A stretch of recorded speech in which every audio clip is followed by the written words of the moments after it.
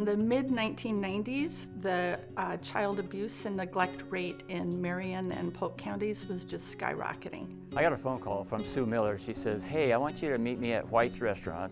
I'm meeting with Deanna Smith." So we met at White's, and she said that this idea in Eugene at the Relief Nursery, we could replicate it, not duplicate it, but replicate it in Salem. So we went down, saw what the Relief Nursery did with home visiting and therapeutic classrooms for the children, and came back very inspired and committed to trying to start one up here in Marion and Polk counties. Then I got this dangerous call from Dick. And he said, "Would you come have coffee with Sue Miller and I?" And so that's when Sue and Dick shared with me their thoughts about starting a family building blocks.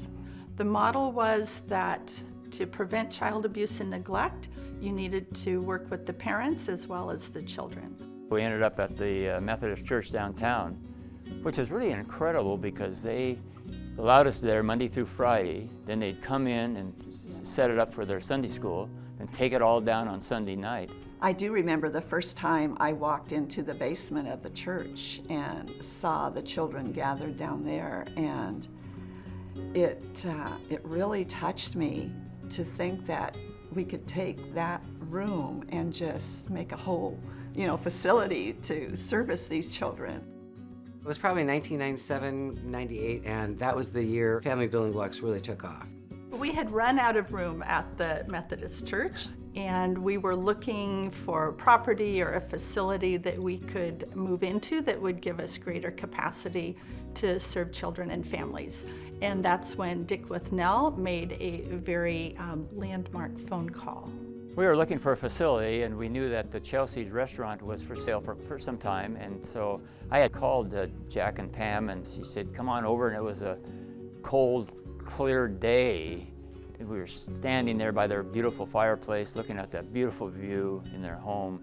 And we were talking about the possibility of doing this, and this flight of white big birds went by the window, and we all looked at each other and said, yes. That moment of those geese taking off like that, and it was breathtaking. It didn't take long at all to come to that decision because Jack and I had the same heart to make that happen.